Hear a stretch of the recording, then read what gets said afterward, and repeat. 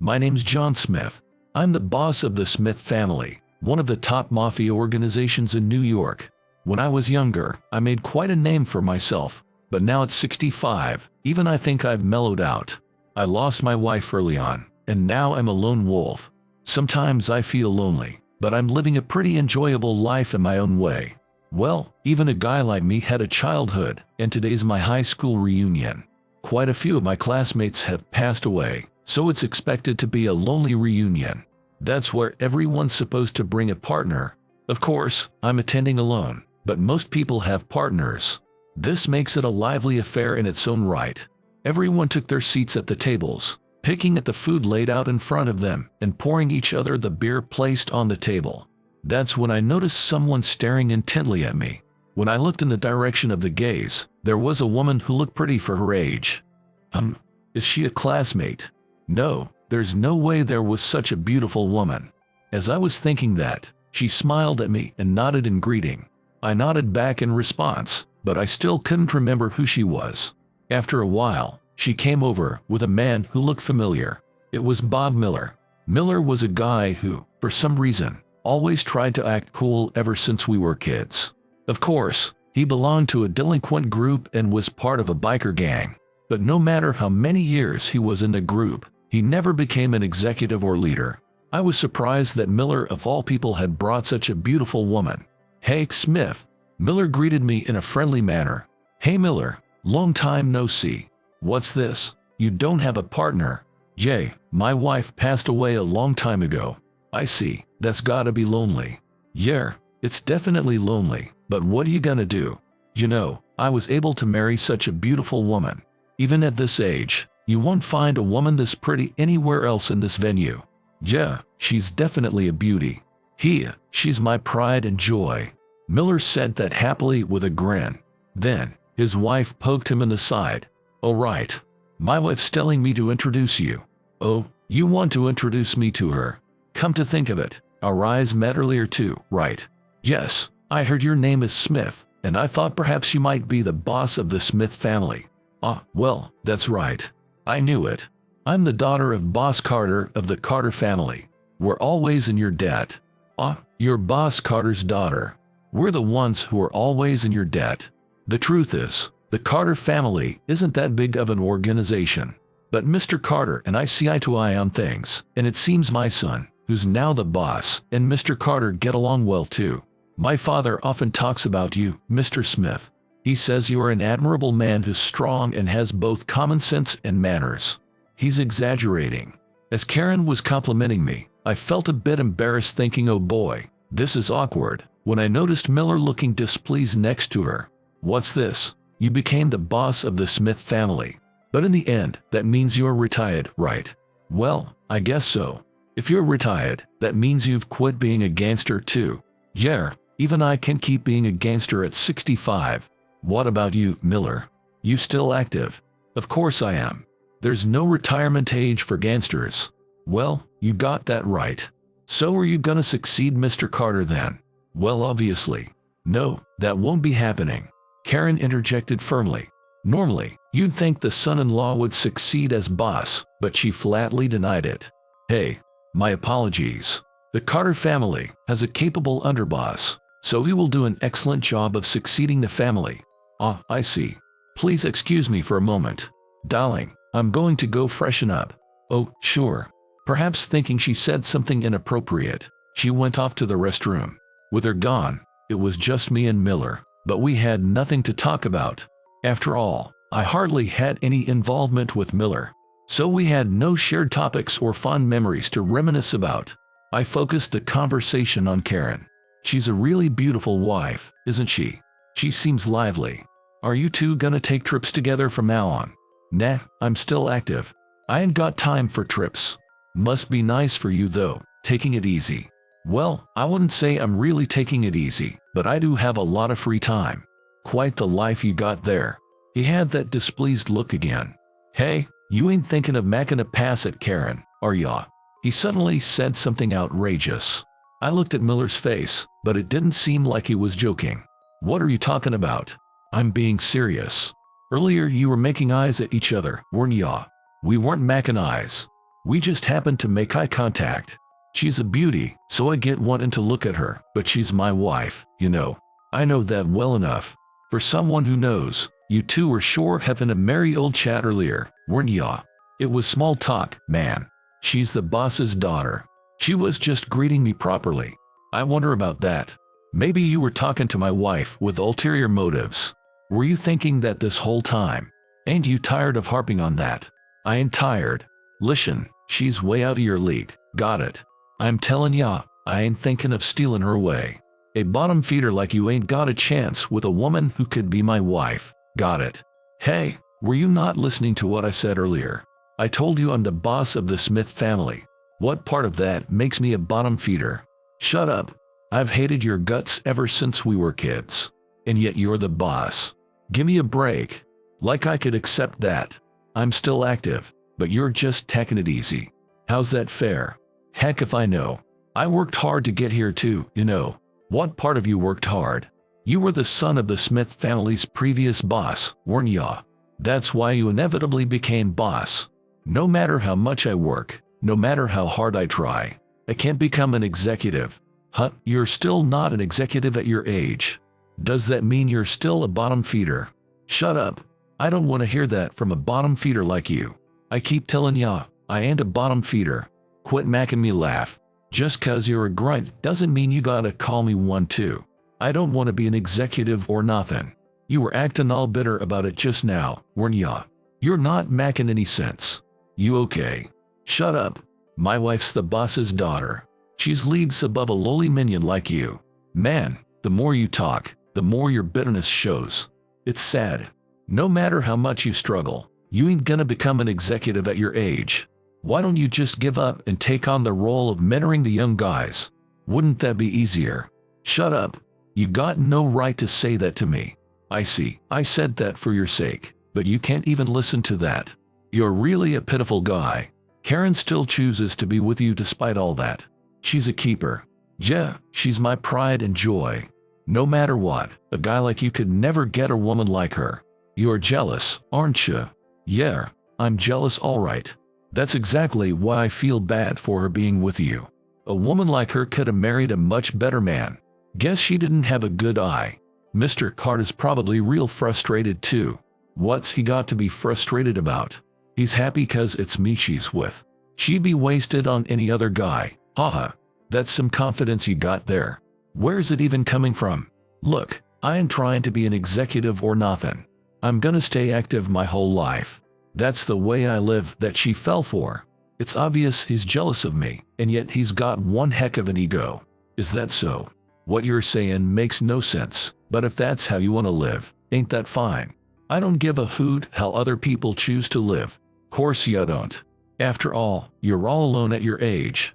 Gotta be a lonely retirement for ya. How sad. Yeah, you're right. Truth is, not having a wife does get lonely. If you're that lonely, why don't you just remarry? Though I guess no matter how hard you try, you ain't gonna find a woman as good as my wife. Seems his ego is supported by his wife. Without her, this guy's got nothing. You know, I worked real hard to make her mine. Ain't no regular schmuck who could win a gal like that. That's so. I was totally over it at this point. I'd rather go home than have this stupid conversation. And yet, even when our other classmates try to talk to him, this guy won't let me go. Far from it. Every time someone's tried to talk to me, he's been glaring at him. I have no idea why he's so fixated on me. I wish Karen would come back soon. A guy who can't even talk to others without his wife around is hopeless. Well, the way he's glaring, no one's gonna want to talk to him. Hey, I'm talking to you, but you ain't even listening, are ya? Huh? You were talking to me. My bad, I was thinking about something else. What? Were you thinking about my wife? What? That's it, ain't it? You were thinking about Karen. You bastard. I wasn't thinking nothing like that. I was thinking about something totally different. Like how you were. A bum like you who don't even work ain't got nothing proper to think about. Come on now. Even I got things to think about. Don't underestimate me that much. Nah, the only thing you'd be thinking about is women. You've always been that way. Even when I was dating a gal first, you'd always steal her away. That ever happen? Yeah, it did. That's the kinda guy you are. I cocked my head to the side. I barely had any involvement with him as a kid, so I don't know who he was dating. And yet his say and I stole her away. But thinking about it, there was a gal who said she dated Miller after I started seeing her. That shouldn't count as stealing her away though. Look, man, don't go bringing up stuff from when we were kids. I never stole your girl. The only thing was been told a gal I was dating had gone out with you before. I don't know any of your other exes. See, you did steal her. How'd you figure that? Hey, you ain't getting Alzheimer's or something, are ya? Or maybe you got delusions of grandeur. It ain't nothing like that. You're always looking down on me like that, you bastard. I ain't looking down on ya. I'm worried about ya, ain't I? We're both 65. Even if you think your mind's still sharp, you're bound to have some faulty parts popping up, you know. I'm still active.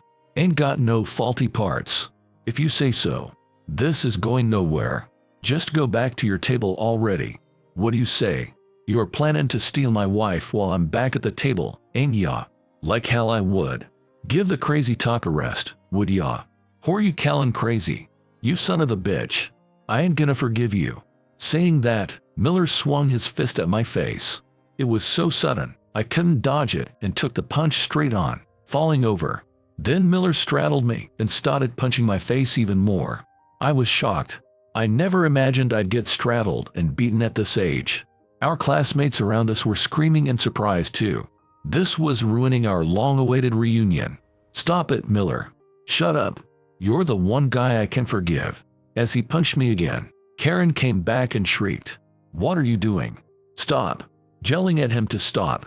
Karen desperately pulled at his clothes to get him off me. By the time he finally got off, my nose was bleeding, but I wiped it with a napkin on the table. Karen hurriedly had the hall staff bring a towel and handed it to me, but the nosebleed wouldn't stop. Trembling and in tears, she apologized to me. I'm so sorry. Bob did something terrible. I'm truly sorry. Why the hell are you apologizing? I ain't the one in the wrong here. And anyway, I'm your husband, so why are you crying over his nosebleed?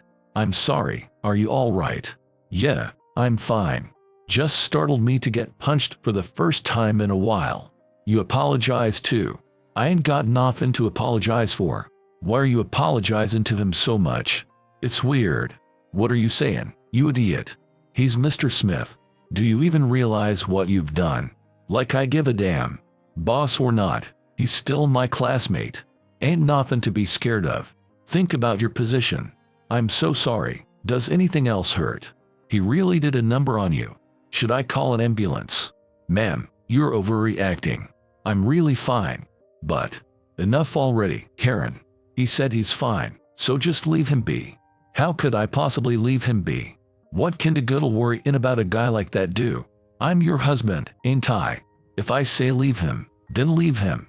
Miller's yelling in frustration, seemingly wanting to pull Karen away from me, but she's not paying him any mind at all. Far from it, she's helping me up and into a chair, devotedly fussing over me. Seeing that, Miller lost it even more. That's enough. I'm your husband, ain't I? Get over here. Saying that, he grabbed Karen's arm and pulled her toward him. That's when it happened. Karen slapped him across the face. You're the one who needs to stop. Do you even realize what you've done? Ow. Why are you so pissed? Of course I'm pissed. You start swinging punches at anyone and everyone. When are you gonna get over that habit of picking fights? It's embarrassing at your age. That's why you've never become an executive. What do you say? I don't want to be no executive. I decided I'm staying active my whole life. Even you ain't allowed to mouth off about the way I live. You act all high and mighty about staying active for life, but you just ain't getting promoted to executive. And it's no wonder, the way you act. What? I've had it. Just the thought of staying married to you is so stupid. I can't stand it anymore.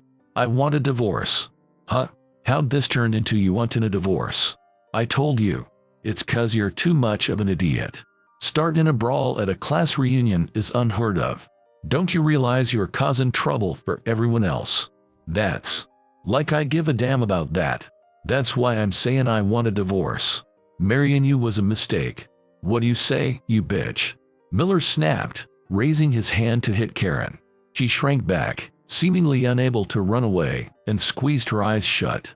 To protect her, I stepped between her and Miller and caught his arm as he swung it down. Ow. What are you doing? That's my line. Raising your hand to a woman ain't something any self-respecting gangster would do. Thank you so much. I knew it. You got the hots for my wife, don't ya? I can't take it anymore. I've put up with everything you've done until now, but I've reached my limit. What? You think I don't know the reason you wanted to marry me? You thought if you married the boss's daughter, you could become an executive. If you played your cards right, maybe you could even become the underboss and have a shot at being the boss. Isn't that what you thought? But just because you're the boss's son-in-law doesn't mean my father's gonna make just anyone an executive. He decides based on what's best for the family. You blame everyone else for never making executive, and then you go and rampage like this. It's that kind of violent attitude that makes my father refuse to accept you.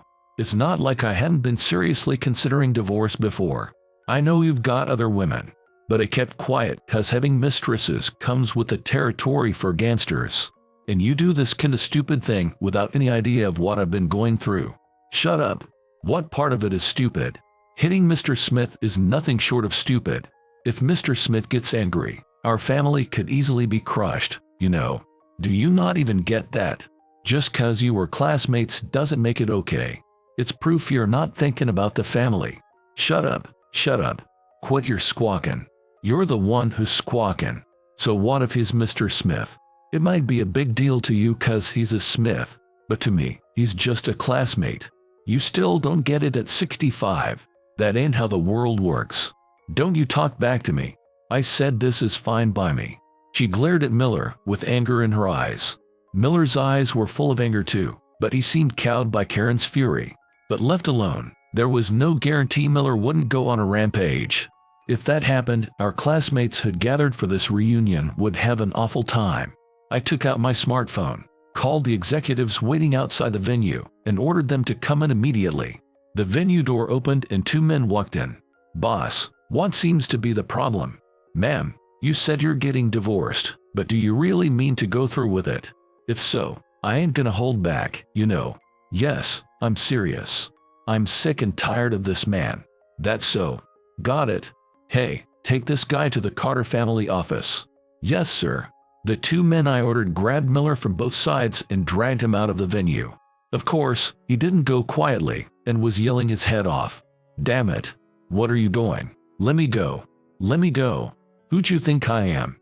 I'm Bob Miller of the Carter family. God, how embarrassing. Even if he says his name, no one knows who he is. Mr. Smith, I'm truly sorry.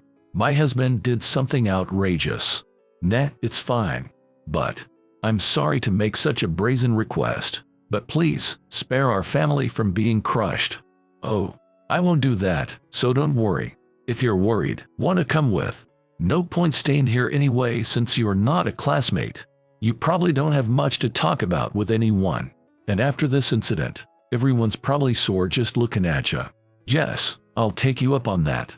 Karen politely excused herself, saying I'm terribly sorry for the disturbance. Please excuse me. Before leaving the venue, she's far too good for Bob in every way. When we arrived at the Carter family office, my underlings tossed Bob in front of Mr. Carter. Mr. Carter was surprised to see me and the executives showing up suddenly with Bob, but he was even more surprised to see his own daughter there. What in the world happened here? Dad. Karen ran over to him. What's going on? Wasn't today Bob's class reunion?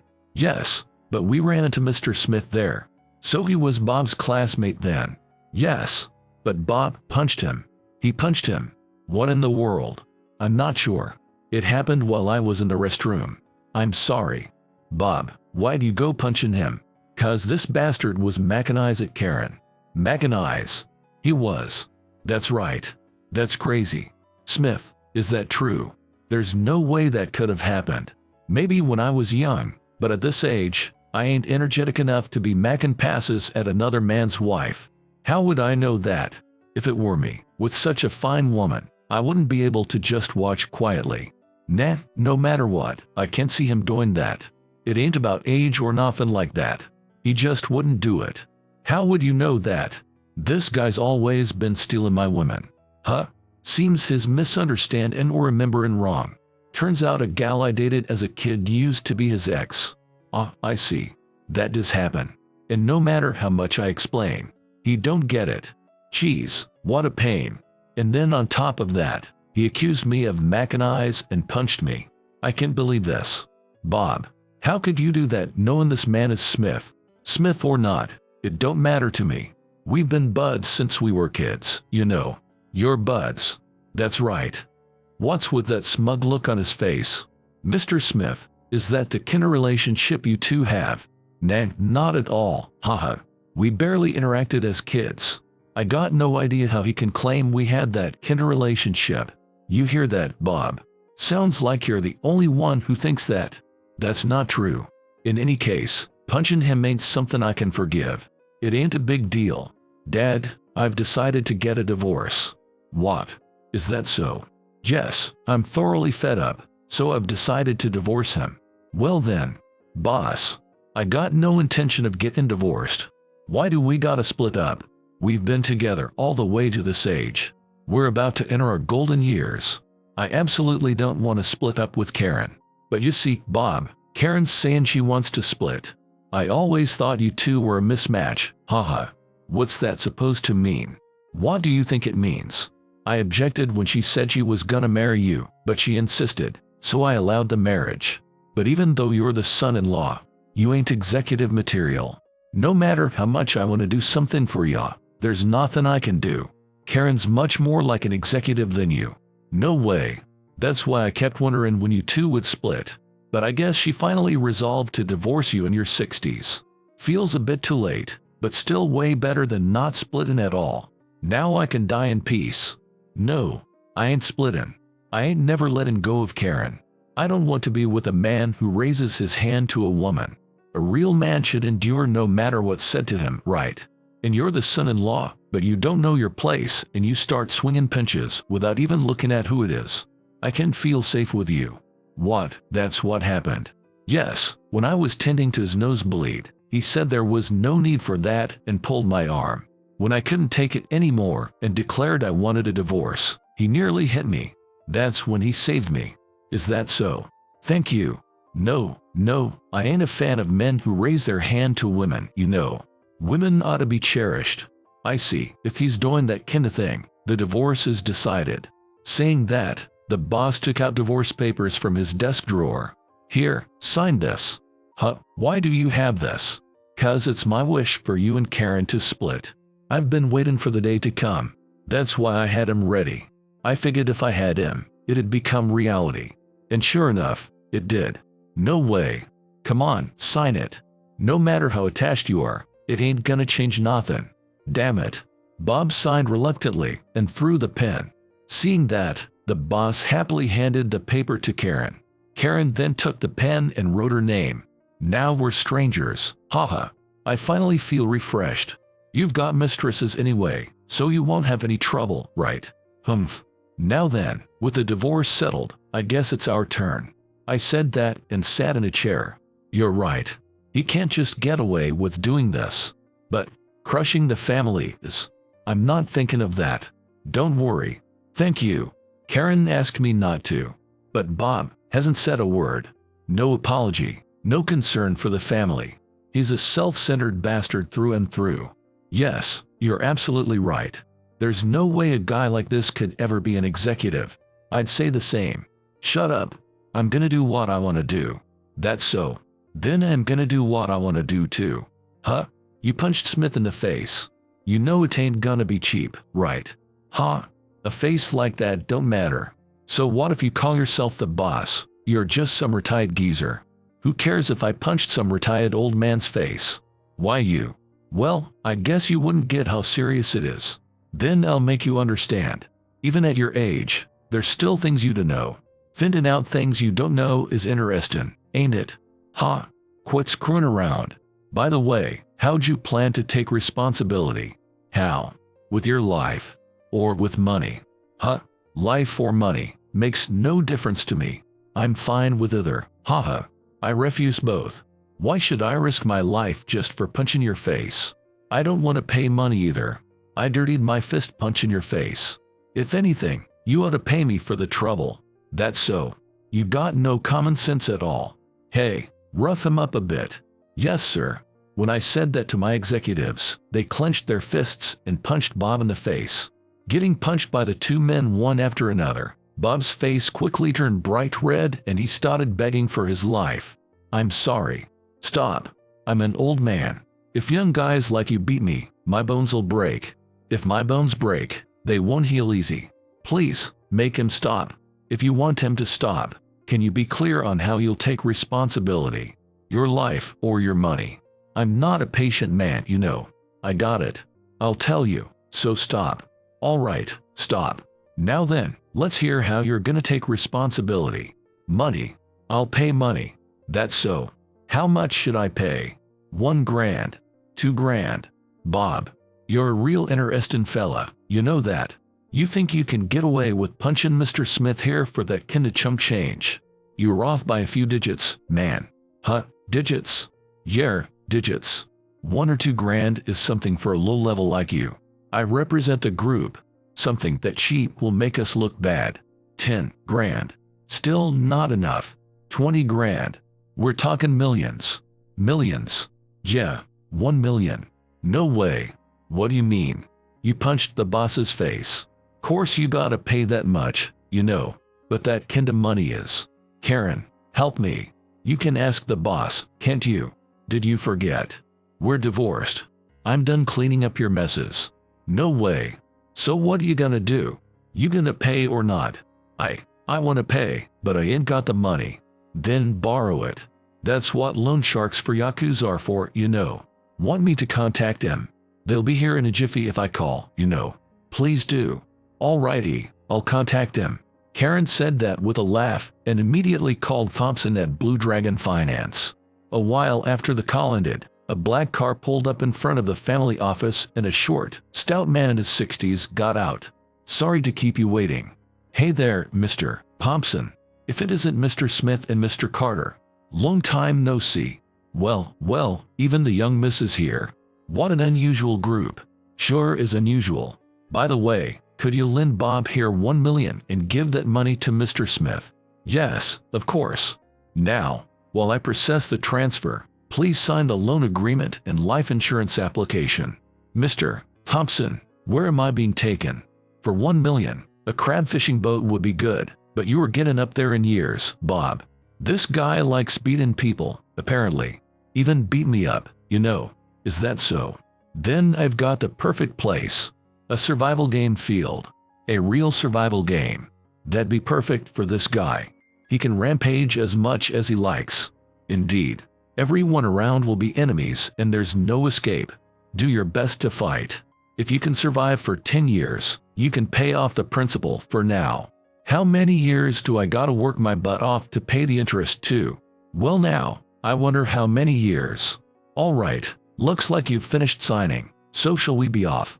And so Bob was taken away, but at his age, there's no way he'll make it back alive. What a dumbass, I laughed to myself. Well, after all that, even Karen, resolved as she was to divorce, must be having a hard time, I figured. They were husband and wife for decades, after all. So I decided to invite her to dinner. That's when I asked about her true feelings, but you're asking if it was hard for me to see him taken away like that. Hard. If he goes to play survival games at his age, there's no way he's coming back no matter how hard he tries. If anything, I feel relieved. Otherwise, even after divorcing, he might have stalked me. So you really got no lingering affection? Nope. You might think I'm a cold woman, but this was inevitable. I mean, he never worked, only did selfish things. And on top of that, he was a cheater. You have no idea how much he made me suffer. The only reason I didn't divorce him until now was because I thought even if I divorced him, he might stalk me and it'd be scary. You could ask Mr. Carter for help. That's true, but I pushed for the marriage against my parents' objections. I couldn't bring myself to tell them it was hard and to help me. She smiled brightly as she said that, looking thoroughly delighted to part with a man named Bob.